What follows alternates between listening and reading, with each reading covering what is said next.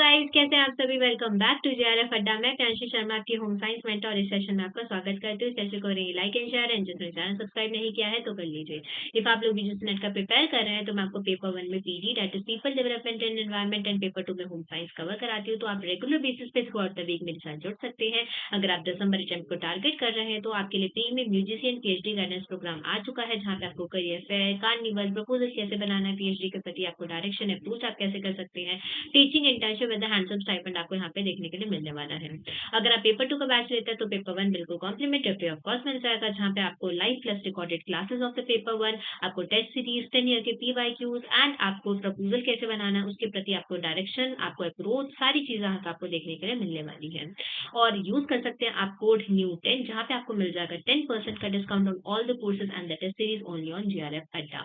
और यहाँ पे आप डिफरेंट डिफरेंट सब्जेक्ट्स में आपको प्रिपेयर कराया जाता है। तो मैं यहाँ पे होम साइंस आपको प्रिपेयर कराती हूँ, तो आप मेरे साथ जुड़ सकते हैं। तो सबसे ज्यादा अवेटेड वीडियो कि मैम आपका जर्नी क्या रहा है, आप कैसे यहाँ तक पहुंचे, या फिर आपने सारी चीजों को कैसे कैटर आउट किया। तो जो मेरा लाइफ एक्सपीरियंस है वो मैं आपके साथ शेयर करने वाली हूँ। दिस इज द थोड़ा मतलब 5-10 मिनट का ये वीडियो रहने वाला है आपके लिए, मैक्स टू मैक्स, जहाँ पे मैं आपको अपना जर्नी बताने वाली हूँ बेसिकली कि how I started and how I reach है। ठीक है, तो फर्स्टली देखो, जैसे कि होता है ना कि सभी का होता है, सब कहते हैं यार 10th पास कर लो, 10th पास कर लो, मौज ही मौज है, 12th पास कर लो, मौज ही मौज है। ऐसा बिल्कुल भी कुछ नहीं होता। 10th में I got 10 CGPA and CBSE से मेरे को अवार्ड दिया गया था। ठीक है, ये सारी चीजें होती हैं। उसके बाद फिर घर वाले टिल्ट कर देते हैं कि एक काम कीजिए, साइंस मेडिकल ले लीजिए और मैथ्स भी ले लीजिए, सारी ना लाइनें खुली रहेंगी। एंड आई वाज लाइक ठीक है, ओके, तो ये कर लेते हैं। तो I took science medical with maths. So I was a PCMB student 11th-12th में। एंड आफ्टर माई 12th, ठीक है, 12th अपना खत्म हो जाता है। फिर थोड़ा नहीं पता होता है उस टाइम पे, तो देखो इतना ज्यादा ना, यही होता है कि इतना ज्यादा नॉलेज भी नहीं था हमारे पास। आजकल तो देखो यूट्यूब पे आप एक टॉपिक डालो, उसकी आपको इतनी सारी वीडियोस मिल जाती है। उस टाइम पे तो घर वालों ने फोन भी नहीं दिया था, राइट। तो ये नहीं पता था कि क्या करना है आगे। तो सलाह बनती है सबकी कि एक काम करते हैं, दिल्ली यूनिवर्सिटी में एडमिशन ले लेते हैं। तो आई टुक एडमिशन, और मैं आ जाती हूँ दिल्ली यूनिवर्सिटी में, और मैं अपना स्टार्ट करती हूँ अपना BSc honours in home science. BSc honours in home science करने के बाद एंड तक आते आते आपका क्या हो जाता है, कोविड आ जाता है। ठीक है, जब आपको कोविड आ जाता है उसके बाद सोचा जाता है चलो ठीक है, एक काम करते हैं, साथ ही साथ में एसएससी सीजीएल का प्रिपेयर कर लेते हैं। एसएससी सीजीएल का प्रिपेयर करना स्टार्ट करते हैं। इसके साथ सारी चीज़ें बहुत अच्छी से चल रही होती हैं। एंड उसके बाद होता है बीएससी ऑनर्स अपना खत्म होता है, एंड मेरा सेकंड रैंक आता है अपने कॉलेज में, and I was a silver medallist there. जब ये सारी चीज़ें हो जाती हैं उसके बाद घर वाले फिर फोर्स करते हैं, एक काम करो कि दिल्ली यूनिवर्सिटी का ना एमएससी का फॉर्म भर दो। क्योंकि मेरे टाइम पे क्या था कि हमारी कुछ सीट्स अलॉट होती थी मेरिट बेस पर। ठीक है, अप्रोक्सीमेटली बस 5 सीट्स थी जो कि आपकी मेरिट बेसिस पर अलॉट होती थी, और बाकी सीट्स पे होता था एंट्रेंस। तो आई टोल्ड माय पेरेंट्स कि देखो यार, मैं एसएससी सीजीएल की तैयारी कर रही हूँ, एंड अभी मेरा एग्जामिनेशन भी मेरे को अपना देना है। मैं मेरिट के लिए तो फॉर्म भर देती हूँ, बट मैं जाके एंट्रेंस नहीं देकर आ पाऊंगी, बिकॉज पढ़ के ही नहीं जाऊंगी तो फायदा क्या एंट्रेंस देने का। तो मेरा बड़ा सॉर्टेड था। घर वाले कहते ठीक है, तुम भर तो दो फॉर्म, मैं फॉर्म भर देती हूँ। एंड चीज ये होती है दैट उन 5 सीटों में से एक सीट शायद मेरे लिए अलॉट होती है। भगवान जी ने, पहले होता है ना कि डेस्टिनी इज ऑलरेडी प्लान्ड। तो वो एक सीट ना मेरे लिए लिखी होती है शायद। एंड मेरे को मेरिट बेसिस पे एमएससी में एडमिशन मिल जाता है। जब मेरे को मेरिट बेसिस पे एडमिशन मिल जाता है उसके बाद फिर अपना एमएससी स्टार्ट होता है। वो एसएससी सीजीएल वहीं पे छूट जाता है, क्योंकि वो एमएससी के साथ रेगुलर कॉलेज में ना नहीं कर सकती थी मैं, क्योंकि एमएससी भी कर रही हूँ साथ में सीजीएल का भी प्रिपेयर कर रही हूँ। वो एक लिंक टूट गया, फिर वहां से ये एसएससी सीजीएल का प्लान ड्रॉप आउट करना पड़ा कि ठीक है, अब एसएससी सीजीएल का नहीं कर सकते हैं। आफ्टर दैट एमएससी करते हैं, मजा आता है एमएससी करने में। ठीक है, सारी चीजें हो जाती है, एंड एमएससी में क्वालिफाई करती हूँ, and I was the silver medallist in my college. And काफी अच्छा एक्सपीरियंस होता है, बहुत अच्छा सा थीसिस हो जाता है, बहुत अच्छा रिसर्च वर्क होता है। मेरा रिसर्च वर्क बेसिकली मिलेट्स के ऊपर था, एंड मिलेट्स पे मैं बहुत, क्योंकि 2023 also was the international year of millets, and millets पे मैं बहुत अच्छा एक काम करती हूँ। मेरा बेसिकली एनपीडी होता है, न्यू प्रोडक्ट डेवलपमेंट होता है। ये सारी चीजें करने के बाद इट वाज टोटली सॉर्टेड कि ठीक है, अब हम आगे बढ़ते हैं। हो जाता है। उसके बाद मैं अपने लास्ट अटेम्प्ट में, जो मेरा लास्ट ईयर होता है एमएससी का, मैं उसमें यूजीसी नेट का, मेरे को एक्चुअली में पता ही नहीं था कि पीएचडी भी कर सकते हैं, पीएचडी कैसे कर सकते हैं। मैंने अपनी फ्रेंड से सुना था कि आप ना पीएचडी कर सकते हो, ऐसे-ऐसे होता है, स्टाइपेंड मिलता है। मैंने कहा ठीक है। और मेरे ना स्टार्टिंग से ही कहीं बैक ऑफ द माइंड मेरा ना बीएससी से ही मेरा एक होता है ना, हमेशा हमारे घर वाले एक चीज़ कहते हैं कि जब तुम गवर्नमेंट जॉब का प्रिपेयर कर रहे होते हो, खासकर एसएससी, सीजीएल, तो तुम्हारे पास एक बैकअप ऑप्शन होना चाहिए। तो पता नहीं, मैंने स्टार्टिंग से ही अपना बैकअप ऑप्शन ना डायटीशियन बना रखा था कि एक काम करूँगी, क्योंकि बीएससी ऑनर्स में भी ना हमें स्पेशलाइज़ेशन लेनी होती है, तो आई टूक specialisation in food and nutrition. ठीक है? कि एक काम करेंगे कि आगे चल के ना अगर कुछ नहीं मिला जीवन में, तो एक काम करूँगी, डायटीशियन बन जाऊँगी। ये चीज़ सोची थी। एमएससी करते हैं, एमएससी के बाद भी क्या हो जाता है, एमएससी में भी हमको एक इंटर्नशिप अलॉट होता है बेसिकली, जहाँ पे I did internship in public health domain. Public health में मैं एम्स के अंडर करती हूँ, जिसमें हम अनीमिया मुख्य भात इवैल्यूएशन प्रोग्राम के अंदर हम काम करते हैं। 1.5 महीने का अपना इंटर्नशिप रहता है और बाकी यहाँ पे काफ़ी कुछ सीखने को मिलता है। बेसिकली ग्राउंड पे हम कैसे काम करते हैं, डाटा कलेक्शन कैसे होता है, वो हमें देखने को मिलता है।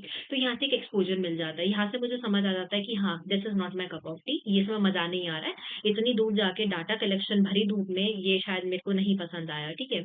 हर किसी का इंटरेस्ट अलग-अलग होता है, आई डोंट लाइक दैट, ठीक है? मेरे को नहीं पसंद आया, मेरे को इतना ज़्यादा ना नहीं घूमना पसंद, ठीक है? तो मेरे को नहीं अच्छा लगा वो। मैंने कहा ठीक है, public health nutrition is not my cup of T. उसके बाद मैंने सोचा हुआ था, मेरे को तो ठीक है यार, क्या क्लिनिकल डायटीशियन का तो अपना सॉर्टेड ही है। आगे चल के कुछ ना हुआ तो क्लिनिकल डायटीशियन बन जाएँगे। जब एमएससी खत्म हो जाता है, वाज़ अ सिल्वर मेडलिस्ट, 1 साल का मेरा लैब होता है, 1 ईयर, ठीक है? और जब आप स्टार्टिंग से ही टॉपर रहे हुए होते हो ना, तो घर वालों की एक्सपेक्टेशन भी आपसे बहुत ज़्यादा होती है कि यार ये बच्चा तो टॉपर है, इसको तो बहुत ही अच्छा करना था अपनी लाइफ में। बहुत सारी चीज़ें होती हैं, तो नहीं समझ आता क्या करना है, क्या करना है। तो एमएससी जैसे ही खत्म होता है, मैं अपना एज़ अ क्लिनिकल डायटीशियन अपने एक बड़े हॉस्पिटल में काम करना स्टार्ट हो जाती हूँ। I won't name the hospital, but मैं वहाँ पे काम करना स्टार्ट हो जाती हूँ and as a clinical dietitian मैं वहाँ पे 3 महीने का इंटर्नशिप करती हूँ। वहाँ पे मेरे को एनवायरनमेंट अच्छा नहीं लगता है।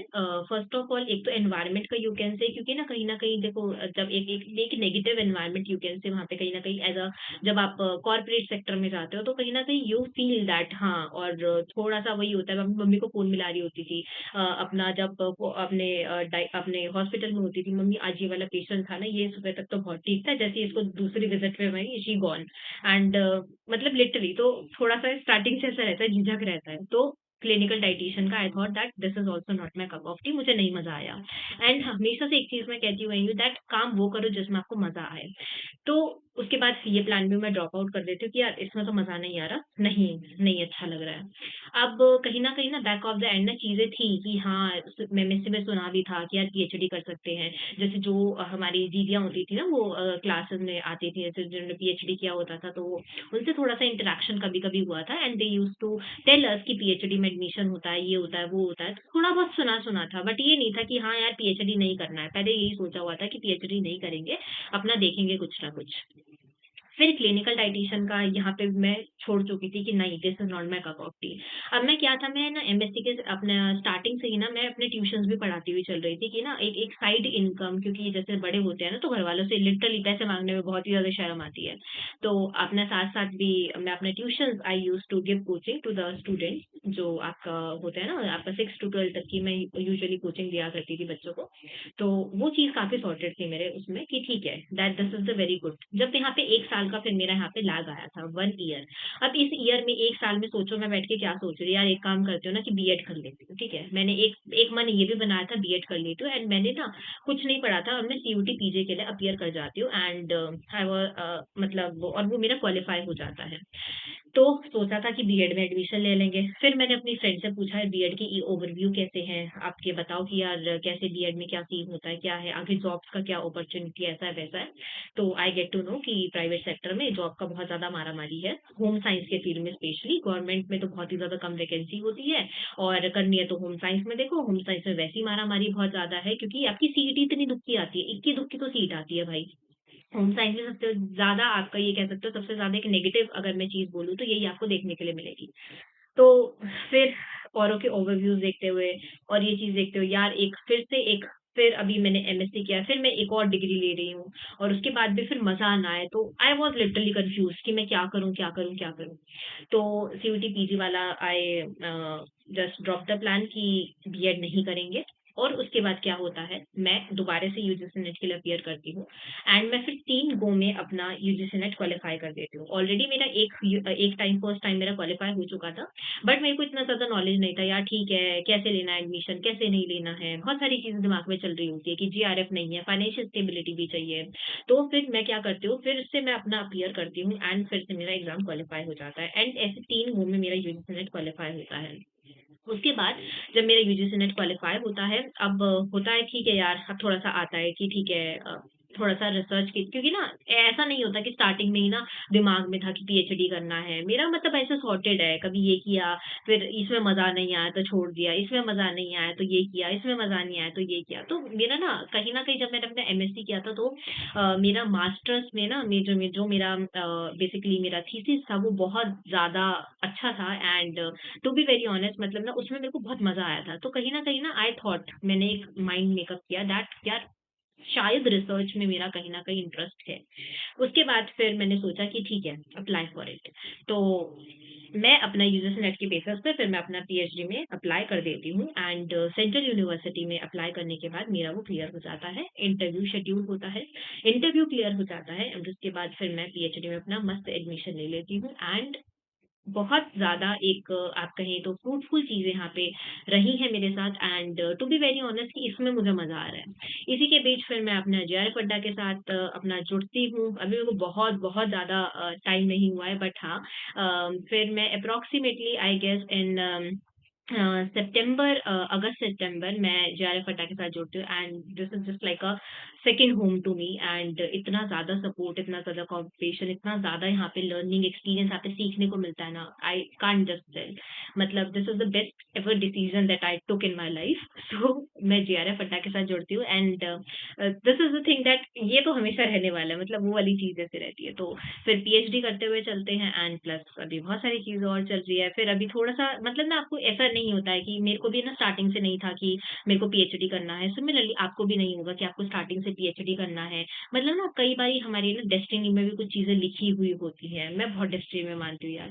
मतलब डेस्टिनी में भी ना बहुत सारी चीज़ें लिखी हुई होती हैं दैट ये होना है, वो होता है। तो this is it and this is my journey कि मैं पीएचडी तक कैसे पहुँची, मैं यहाँ तक कैसे पहुँची अपने 12th के बाद, अपने 10th के बाद। तो जैसे हमें बोला जाता था कि मौज ही मौज है, मौज ही मौज है, उसके बाद ना फिर ना कॉम्प्लेक्सिसिटी का लेवल पता हुआ लगता है। मतलब आई नो दैट वो 1 साल मेरे लिए कैसा था कि 1 साल में मैं जस्ट लॉस्ट थी, क्योंकि मैं अपना प्लान ड्रॉप कर चुकी थी। मैंने एक टाइम पे एसएससी-सीजीएल ड्रॉप कर दिया, मैंने एक टाइम पे क्लिनिकल डायटीशियन ड्रॉप कर दिया कि मेरे को ये भी नहीं करना, मुझे ये भी नहीं करना। घर वाले भी लाइक तेरे को करना क्या है? I was like very sure, मतलब होता है ना बचपन से होता है कि हमारे यहाँ पे एक कहावत होती है दैट ये होता है कि उसके पालने में पैर दिखने लग जाते हैं कि पूत के पैर पालने में दिख जाते हैं, कुछ ऐसा आपका कोट रहता है वो। एक मुहावरा रहता है। तो मेरा स्टार्टिंग से ही बचपन से ही मतलब literally I was a person जिसको पढ़ाने का बहुत शौक था। अब मेरे घर वाले भी लाइक कि हाँ, तेरे को यार पढ़ाने वाली फ़ील्ड में देखना चाहिए अपने लिए कुछ। तो अब दैट्स व्हाई कि थोड़ा-थोड़ा टिल्ट होते-होते ठीक है, अपने अपने जब हम पैशन को अपना एक जॉब बना देते हैं ना, तो हम वहाँ पे अपना 100% देते हैं लिटरली एंड वही करो लाइफ़ में जिसमें आपको मज़ा आता है। तो this is it from my side and this is my journey. I hope आपको भी थोड़ा-सा इनसाइट मिला होगा। मतलब ये नहीं लग रहा होगा कि सिर्फ़ आपकी ही लाइफ़ में ऐसा है कि यार होम साइंस के बाद कुछ नहीं है, होम साइंस के बाद कुछ नहीं है। मेरी लाइफ़ में भी एक पल को मुझे ऐसा लगा था कि होम साइंस के बाद मेरे लिए कुछ नहीं है। तो I even also make the video for you all guys that आपके करियर ऑप्शंस आपके लिए क्या हो सकता है। अगर जिसने वो वीडियो चेकआउट नहीं किया है, ज़रूर से जाके वो वीडियो ज़रूर से चेकआउट करना। आपको भी पता लगेगा दैट हमारे पास ऑप्शन होते हैं but we are all unaware about that. हमें उन ऑप्शंस के बारे में नहीं पता होता है। अगर आप मेरे साथ प्रीमियम बैचेज़ के अंदर जुड़ना चाहते हैं और मेरा वाला एक्सपीरियंस आपको बहुत ज़्यादा काम आने वाला है, आप ऑफलाइन क्लासेस के लिए भी अवेल आउट कर सकते हैं एंड ये हमारे डिफरेंट प्लेटफ़ॉर्म्स रहेंगे जहाँ पे आप हम लोगों को जॉइन कर सकते हैं। आपको ये वीडियो कैसा लगा please do let me know in the comment section and आप और किस तरीके के वीडियोज़ चाहते हैं तो प्लीज़ मेरे को ज़रूर बताइएगा एंड मेरे साथ जुड़ना ना भूलिए। Do like and share the session guys. Bye bye, take care, have a good day.